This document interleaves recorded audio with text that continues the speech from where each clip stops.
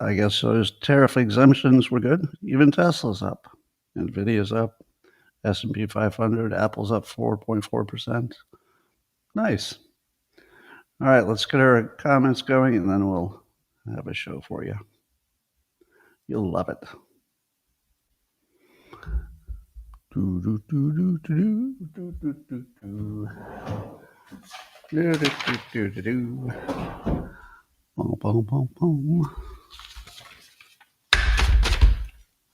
Good morning, everybody, and welcome to the highlight of human civilization. It's called Coffee with Scott Adams, and you've never had a better time. But if you want to take a chance of even making it yet better, all you need for that is a cup of sugar, a glass, a tanker, gel, stein, a canteen jug, a flask, a vessel of any kind. Fill it with your favorite liquid. I like coffee. And join me now for the unparalleled pleasure of the dopamine hit of the day, the thing that makes everything better. It's called the simultaneous sip, and it happens now.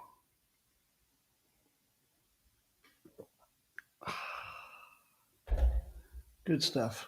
Well, if you subscribe to the Dilbert comic, Dilbert Reborn it's called, which you can only see if you're subscribing either on X or on Locals, you would know that Dilbert's company is having a problem with China. So China is going to steal the IP of Dilbert's company, and Dilbert's going to try to fix that by moving his manufacturing to Elbonia. Things don't go well. That's all I can tell you. It doesn't go well. All right, let's see if there's any science that didn't need to happen. Oh, here's one. Did you know, according to Neuroscience News, that shared meals strongly link to greater happiness? So 1 in 4 people don't eat a meal with other people, but the people who eat with other people are happier. I think they could have just asked me on that one. Do you know why people don't eat with other people? Because they don't have any friends or family to eat with. Pretty much everybody who has some kind of a functional social life is eating with other people. So, yeah, I think I could have told you that you'd be happier if your social life is good enough that at least one person wants to eat with you. If you can't find even one person, you're probably lonely and single. All right. Well, you probably heard that there was a disgusting arson attack against Pennsylvania Governor Josh Shapiro. This one's a really scary one. This is really scary. So apparently the attacker, some 38-year-old guy, he forcibly entered the residence while the family was asleep and set fire to the place while the family was asleep. Now, luckily, it looks to me like the governor's residence is a pretty big place. So people must have seen it and called it in, and the police department, the fire department put it out and rescued the family. So the family is okay. I'd like to disavow that violence. I don't know what the purpose was. We don't know anything about the perpetrator, but I don't want to be like those Democrats who don't disavow the domestic terrorism against Tesla. So the first thing I did was disavow. David Axelrod, notable Democrat advisor type, he politicized it right away. And he goes, where's the POTUS, the president? Did I miss it, or has he not said or posted a word about it yet? Well, that's a good question. I would have liked to see Trump immediately respond to that and say that it's a horrible thing. But J.D. Vance did. He says, Vance said, thanks be to God that Governor Shapiro and his family were unharmed in this attack. Really disgusting violence. I hope whoever did it is brought swiftly to justice. So at least we got J.D. Vance in there. I'll be interested to see what Trump says. Because he's so unpredictable, with his chaos and everything. Well, I guess the all-female crew on the Jeff Bezos rocket, they've already gone up and spent 10 minutes in space and are already down. Now, correct me if I'm wrong, but none of them were driving the rocket, right? It must have been all automated because the people who were on the trip included one former NASA scientist, but the rest just seemed to be celebrities and one wife of Bezos. So they were just sort of along for the ride, right? I don't know. So I guess nobody was driving that thing, but it's back safely. And I don't know what was the point of the all female crew. What did we really need to do an all female crew? It, given that there was no skill whatsoever involved, had it been a skill job where you had highly trained people, then I would say, "Whoa, an all female crew." Maybe that's saying something. But if they're just literally just sitting there as passengers, why do they have to be all female? Because women can be passengers too. Every guy who's ever been married knows that women can be passengers. How much do they drive the car when you're both in the car? Yeah, I think women can be passengers. I'm glad we settled that.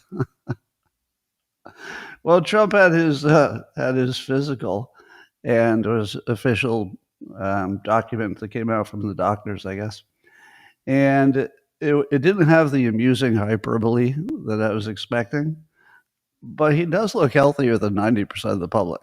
Given the details and the report, he looks pretty damn healthy. Um, but they had to work in because it's Trump. He got the doctors to work in something about his busy schedule. He's healthy enough to do a busy schedule with lots of meetings. And then this phrase is actually in his medical report. Quote, and frequent victories in golf events. Frequent victories in golf events. Can you imagine your doctor putting that on your physical? It's the only thing I'll remember. He had frequent victories in golf events. That's how healthy he is. Cory Booker, who was on NBC's show with Kristen Welker, and she asked him if he had any actual evidence for his accusation that the Trump administration is somehow profiting from tariffs, and that it's all kind of an oligarch scheme to help Trump and his cronies. And he had absolutely no answer for that because it's imaginary. But the closest he got was there's enough smoke here that it should be, investigated and Congress should be in charge and all that. And I'm thinking to myself, if somebody asks for evidence and you say there's plenty of smoke, don't you need to list the smoke? Even if it's not proof, say, well, there's this and there's that. Where's the smoke? I don't see any. I'm going to take this concern and assign it to the Department of Imaginary Concerns, because once again, Cory Booker is hallucinating a problem that is not part of the real world, but I suppose anything's possible in the future. So he's got an imaginary concern about the future, which will be handled by the Department of Imaginary Concerns. But what about Elizabeth Warren? She was on ABC, and she said it's time for Congress right now to step into the emergency that Donald Trump has created. The emergency he's created? I don't remember that. And roll back his chaos. His chaos? What problems is that causing? The stock market's up again today. And opportunities for corruption that he's now exploiting. Well, I don't know if any opportunities for corruption that he's now exploiting. Does she? Nope. I'm going to assign that to the Department of Imaginary Concerns. Now, here's a game you can play at home. Turn on CNN at any time of day. And then, if it's not a commercial, if it's the actual news, see how long before the word chaos appears in the program. It will be so fast, it'll make you laugh. usually less than 1 minute. Here's an example. So then Elizabeth Warren was on CNN, and Jake Tapper asked the following question. Given all the chaos, that's how he started his question. Given all the chaos, so obviously he's on Team Chaos, and he asked her a question, and then here's her answer. Look, the way I look at this is that Donald Trump has created a lot of chaos. They've got this one thing. That's all they have.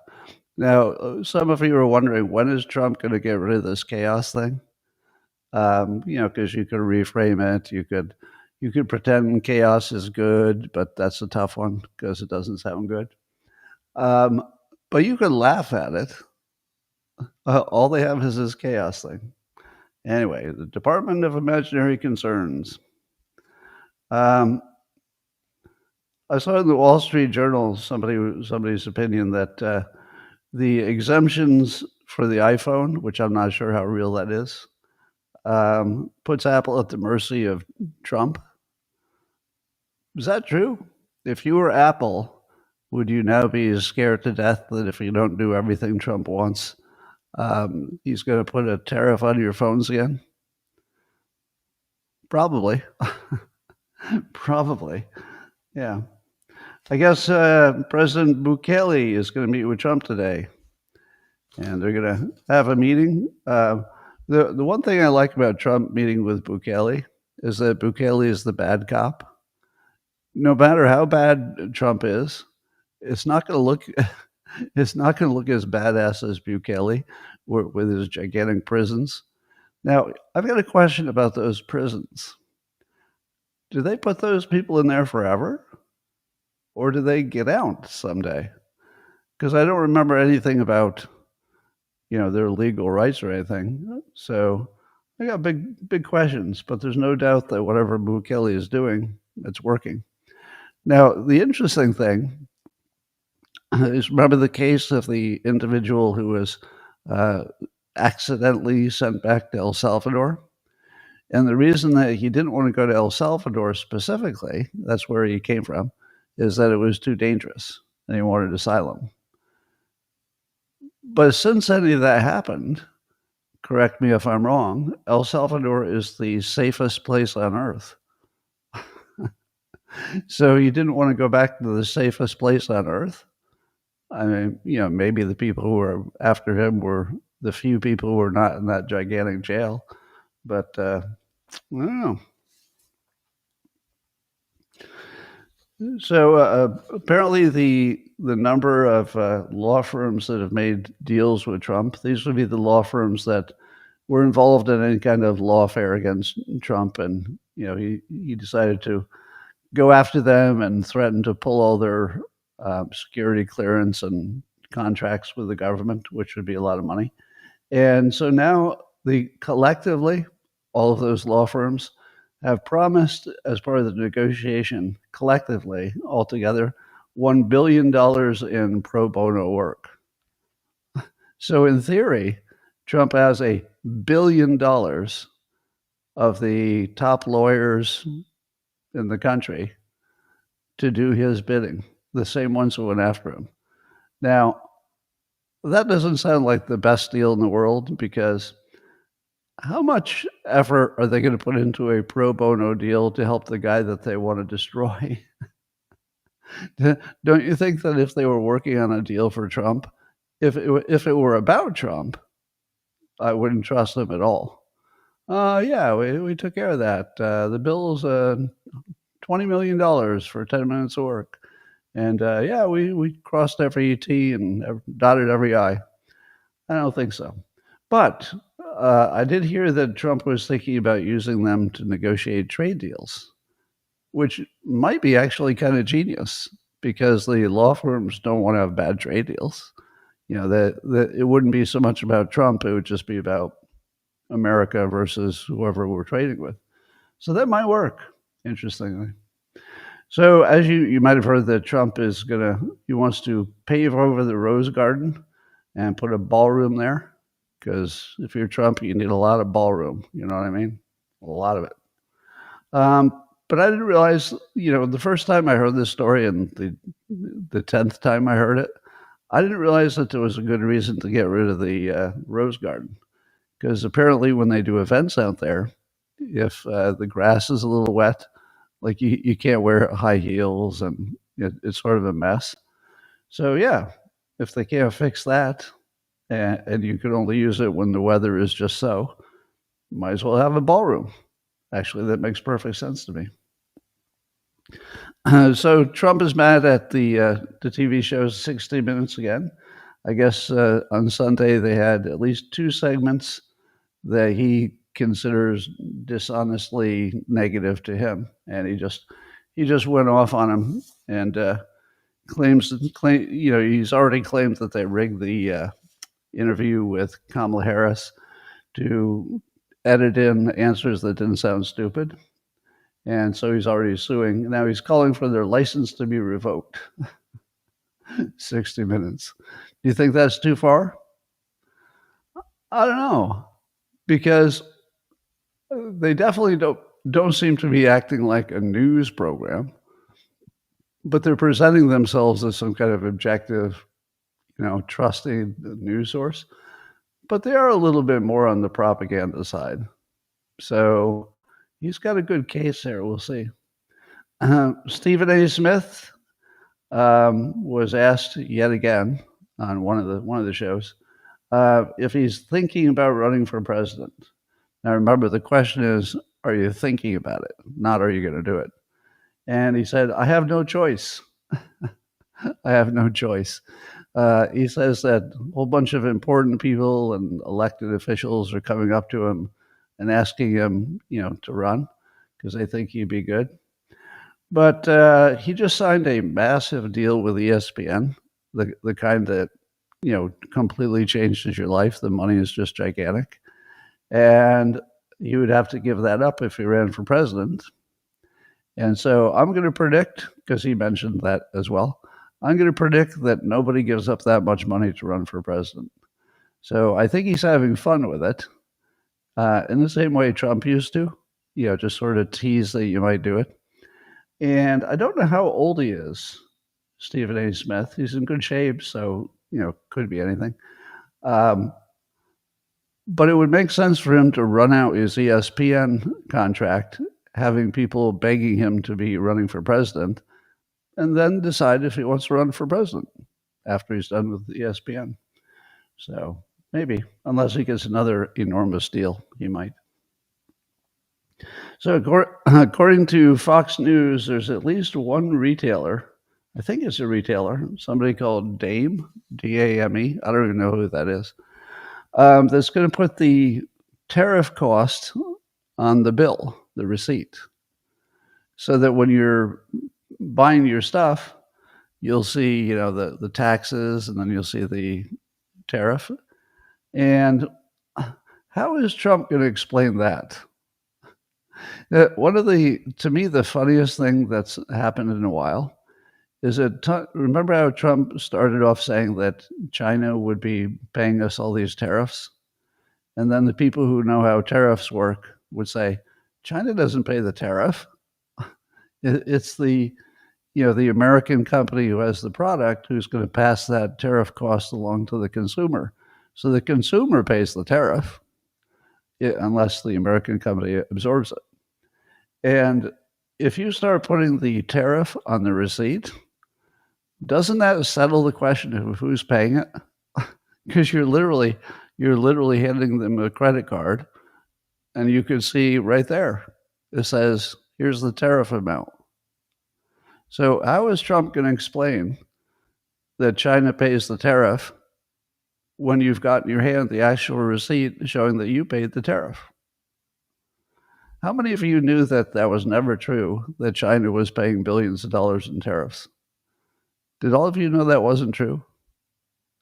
But somehow, early on when Trump was making these claims, the news would try to fact check him, and then he'd just sort of talk over him until the topic changed. And they finally just gave up on that. They just stopped fact checking it. Somehow he convinced the world that China was paying the tariffs. And I've been watching this with just amazement, you know. I mean, but how many of you thought China was paying the tariffs or any other country? Anyway, it works for him because directionally it gets him what he wants. This whole question about tariffs on iPhones and the market's up because Trump made an exemption for iPhones and other Chinese-made electronics, but it's not that clear. Trump says nobody's getting off the hook, and there's some kind of tariffs and other kinds of tariffs, and there's no exemption, and basically it's completely impossible to understand. So I'm not even going to try to explain it to you because it looks like it's a moving target, and who knows? It's complicated. I have no idea what's happening with iPhones. According to PJ Media, Matt Margolis is writing, the Kash Patel has released a massive trove of Crossfire Hurricane documents. Now, that was the operation that created the Russia collusion hoax.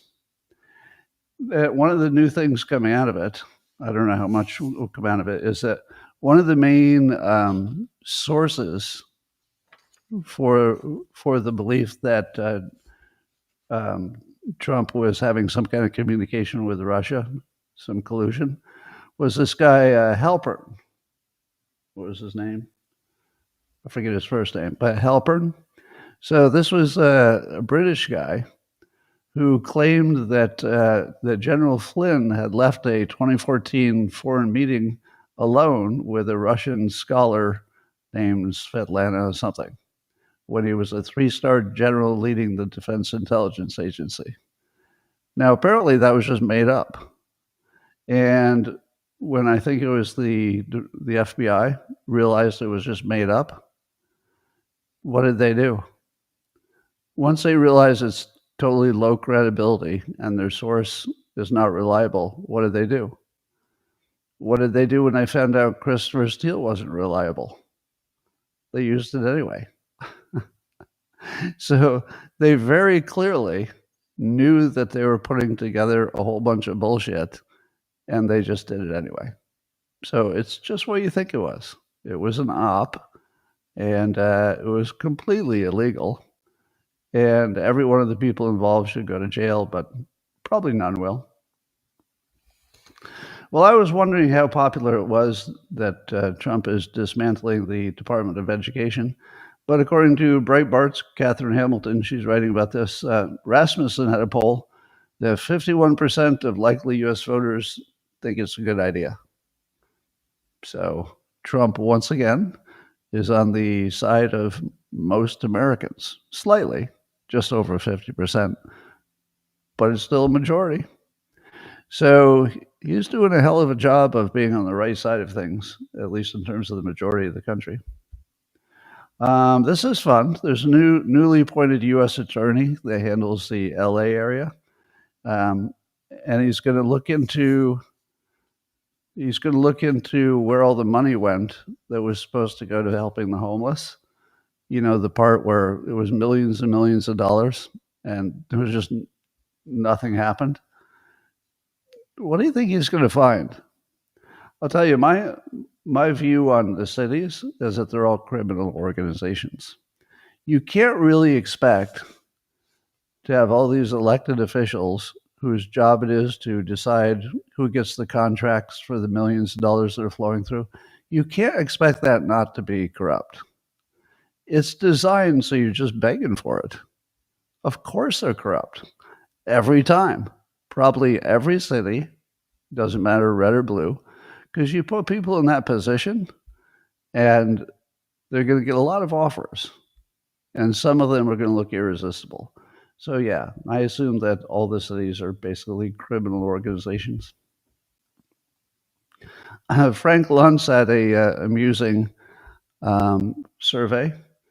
The first question was, America would be better off if more people worked in manufacturing. So Americans were asked, America would be better off if more people worked in manufacturing. 80% agreed. 80% said it'd be good if more Americans were in manufacturing. But then he said, I would be better off if I worked in a factory. And it turns out the 73% disagree. So this is something I've been observing for a while. We Americans think that other Americans should work in factories and that they'd be so happy. Do you know anybody who's ever worked in a factory? Were they delighted? My mother used to work in a factory in upstate New York. She was getting the money together to pay for college for the kids, and it was I think it was minimum wage, and her job was to wind copper wire around the coils of speakers. So it was a company that made stereo speakers, and so for 8 hours a day, she would just wind wire around an object. Do you think she loved it for a minimum? I think it was actually a minimum wage. She didn't love it. No, she didn't love it at all. But she did it so that her kids could go to college. She was awesome that way. Fareed Zakaria said something that sounds like it came from me. So you decide. Have you ever heard me say this? He said that the upcoming negotiations over tariffs will inevitably result in an orgy of corruption. Now, that's not what I said, but he gives the reason.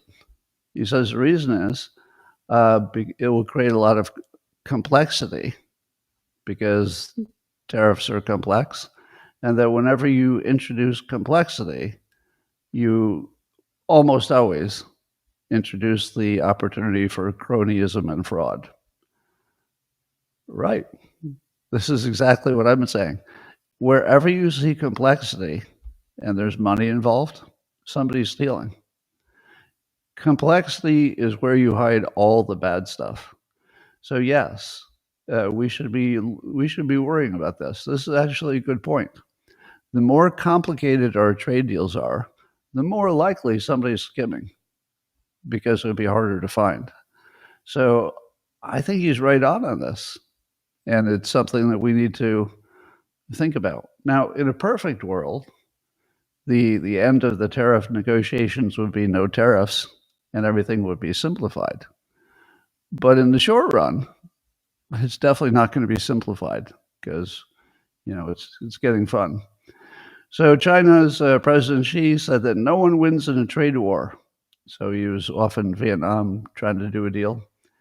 And what do you think of that? No one wins in a trade war. Now, the problem with that is that I kind of agree that no one wins in a trade war. But the problem is that we're calling it a trade war. It's not a trade war. It's an attempt to have fair trade. So we should call it an attempt to have fair trade, not a trade war, because then President Xi has to explain why no one wins with fair trade. When he says no one wins in a trade war, he sounds a little bit like a burglar who's mad that you started locking your door. I know, I've been burglarizing you for 20 years, and that's worked out great so far. So when you lock your door, nobody wins. Yes, somebody wins. The person who locked their door. It's not like things were great before the trade war. So it's, don't call it a trade war. Call it a trade fairness, a trade negotiation. Nobody wins in a trade negotiation? No, can't say it. Apparently, China suspended exports of some rare earth minerals and magnets to the U.S. And I don't know how important those specific ones were. Maybe that's just like a warning shot to tell us they can do it. But I was looking at the Amuse account, and Amuse had some estimates. I'm not sure the source of them, but the estimate is that it would only cost I act like this is only $10 to $15 billion to replace America's dependence on rare earth minerals but it would also take 7 to 10 years. Yikes. 7 to 10 years. The big problem is processing, not access. So finding the rare earth minerals, not so hard. They're not that rare. But refining them is something that China is doing almost all the refining of that. Now, I asked Grok, are there any rare earth materials that only China is refining and that nowhere else in the world can you even get them? And the answer is probably everything that China makes is made, at least in small amounts, in other places. For example, Japan does some, Australia does some, countries that we trade with. Now, if it took 7 to 10 years to build this capability in America, how long would it take the countries that are already doing the refining to increase their production?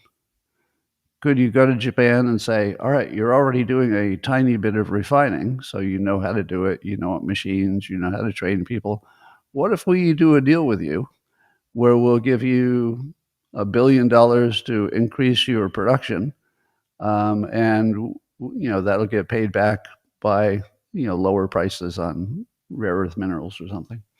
So I feel like there might be some way to incentivize our trading partners that we like, that are safe, to ramp up, because it's got to be easier to ramp up than to start from zero, especially if you're doing it in the US with all of our regulations.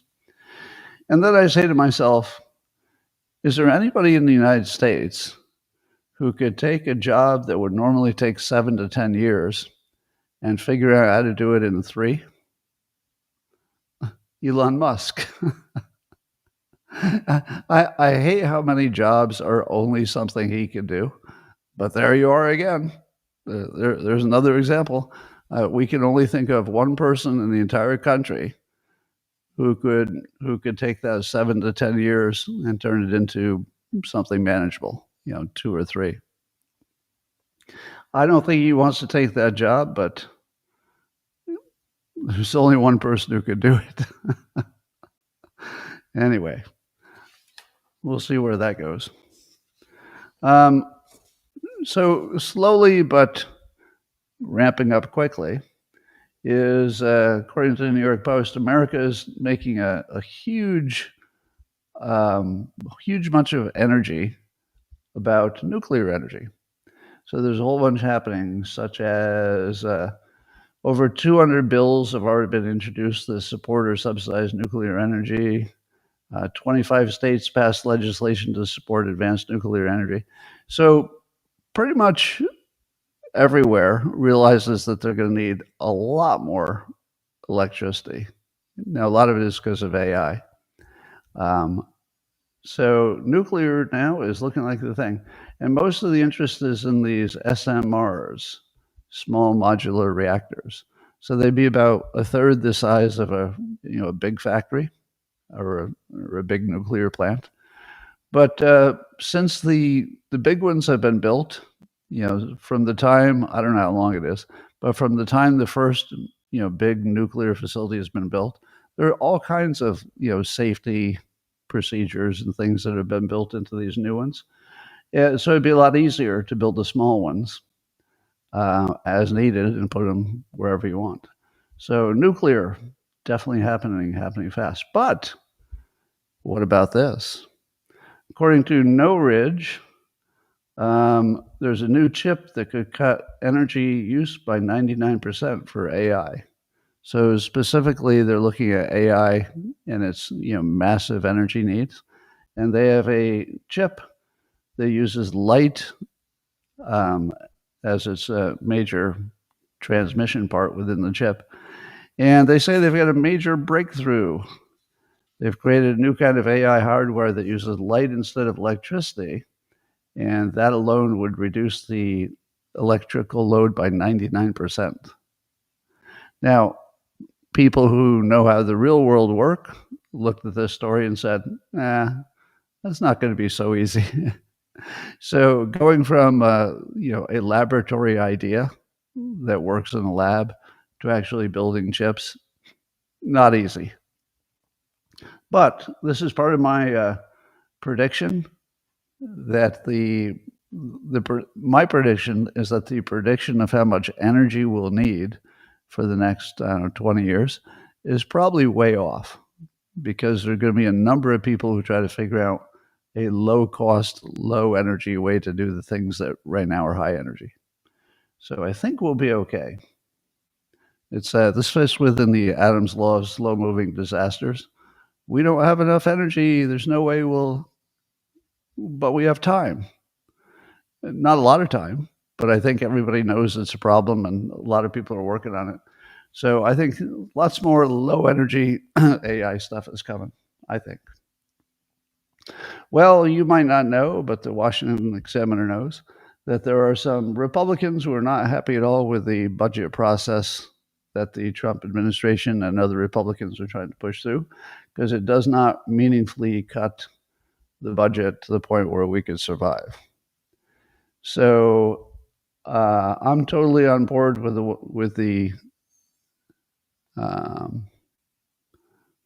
totally on board with the hawks, because I think Doge didn't give us anything close to the savings that we needed, and I think Trump just took that. Trump basically took the Doge savings and put it into the military. Exactly what I was worried was going to happen. So it's not really even the savings. All they did was move the money somewhere else.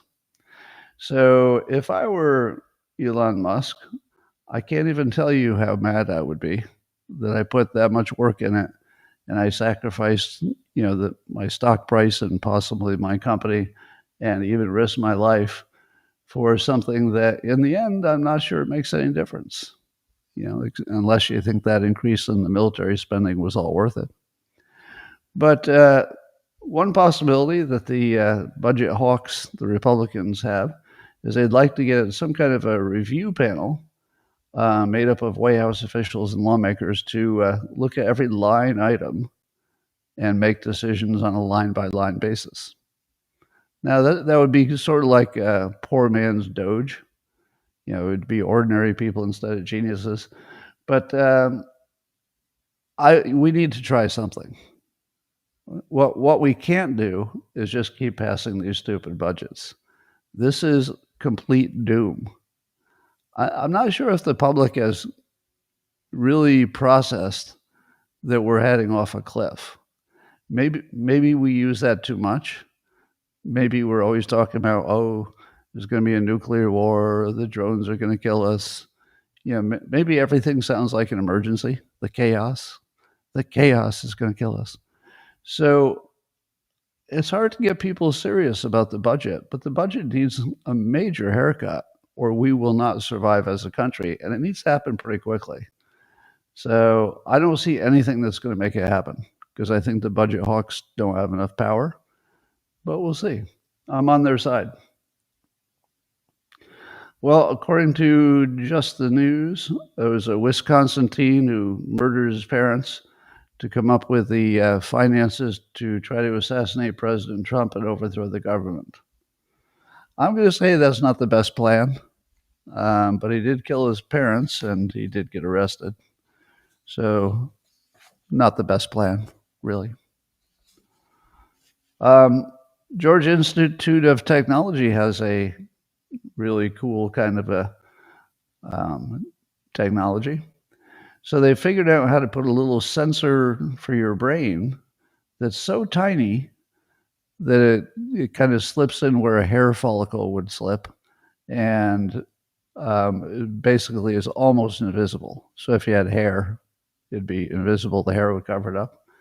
So it fits in the minuscule spaces between hair follicles and just slightly under the skin. Now, of course, it's not fully refined, but this would give a brain-computer interface so that you didn't have to walk around looking like a cyborg. I don't know what is the upper limit of how good this could be, but it's kind of exciting. Doesn't it seem like that would be kind of exciting? How many of you would get a brain interface if you could? If nobody could see it and it was easy to do, would you do it? Well, you would if you were paraplegic and it helped you walk or helped you see or something like that. But do you think you would do it just to control your computer? I feel like I would not want to until I saw other people were doing it and were doing cool things. They just like look at something and something happens. I think I would get jealous right away. It's like, oh man, you've got that superpower.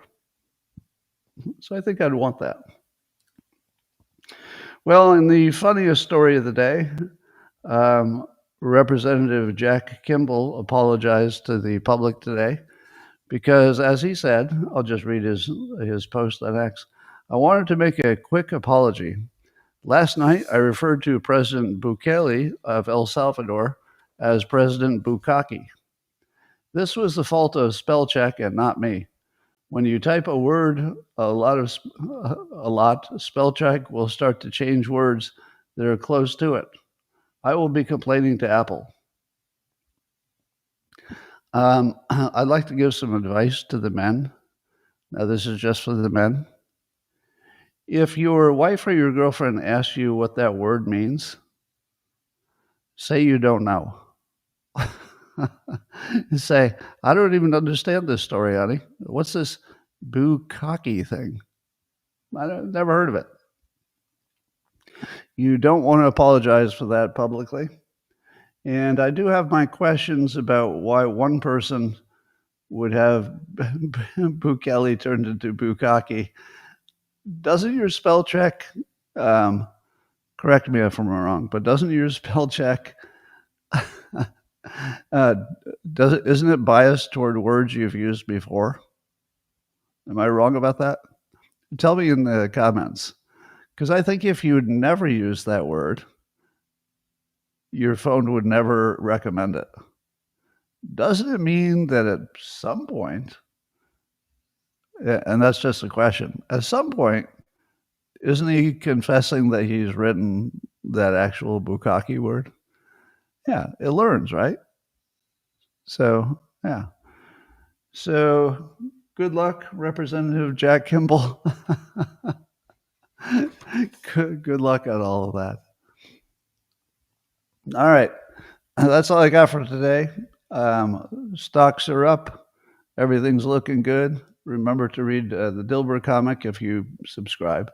And you'll see Dilbert's having trouble with China stealing his IP, and he's moving his production to Elbonia. Doesn't go well. All right.